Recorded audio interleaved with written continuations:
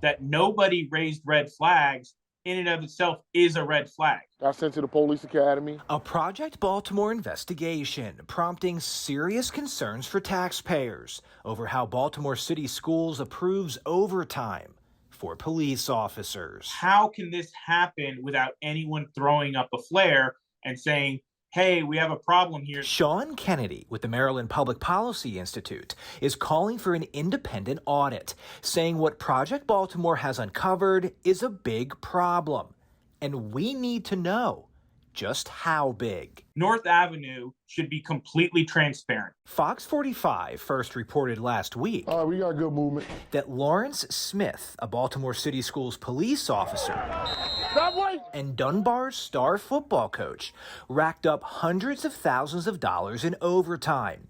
But we found examples of Smith logging hours at the same time he was seen in a live Facebook video driving a boat on the Chesapeake Bay, or out for a run with his wife in Michigan when he claimed he was working in Baltimore. This can't go on, and the city schools are in a safety crisis as it is. We're having violence there on a daily basis. So police officers not showing up to work could cost lives. Baltimore City Schools CEO Dr. Sonia Santelises and School Police Chief Akil Ham declined an interview with Project Baltimore. But we did receive this statement explaining that some overtime is managed and paid for by third-party organizations, not city schools, and that officers have the ability to work remotely, for example, if an officer supervises employees' schedules. The statement, though, does not specifically address these videos. Was Smith working remotely while running with his wife in Michigan? And is it possible to be working at a COVID-19 site remotely from a boat on the Chesapeake Bay? Now, we've uncovered more discrepancies, which may have helped Smith earn at least $218,000 in overtime since 2020, the most of any city schools officer. When an officer submits overtime hours, they write down the time, date, location, and reason. Each overtime form is then given its own unique tracking number.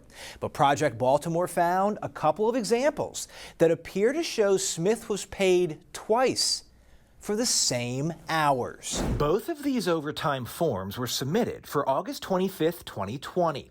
Each one says Smith worked 4 hours of overtime from 4 to 8 p.m. at the COVID-19 test site at the Lord Baltimore Hotel. Both are signed by Lawrence Smith.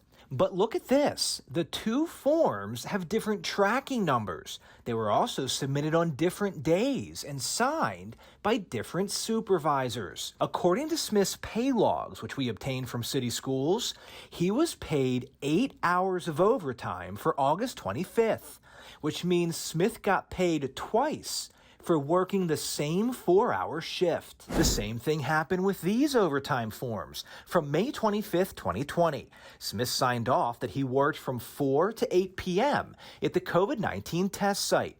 But both forms have different tracking numbers, and they're signed by a different supervisor. Again, we checked Smith's pay log. He was paid for 8 hours of overtime for May 25th, even though, according to these forms, he worked only 4 hours. They're not looking deeply into what's going on with why they would be required to do so much overtime. Do you believe there's enough oversight in the overtime system? Yes, I do. Project Baltimore, in October, spoke with FOP Union President Sergeant Clyde Boatwright.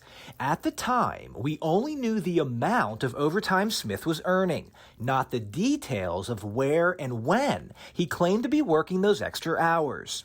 Boatwright did not provide an additional statement for this story, but in October, he defended the overtime approval process. A few years ago, we went to a digital system, and the reason being is we wanted to ensure that we had two sets of eyes looking at the overtime, and ensure, and this is outside of the actual officer working. This is having a supervisor validating it and also a commander validating it. But if Smith, on at least 2 occasions, was paid twice for the same overtime, how was this approved, and why wasn't it flagged?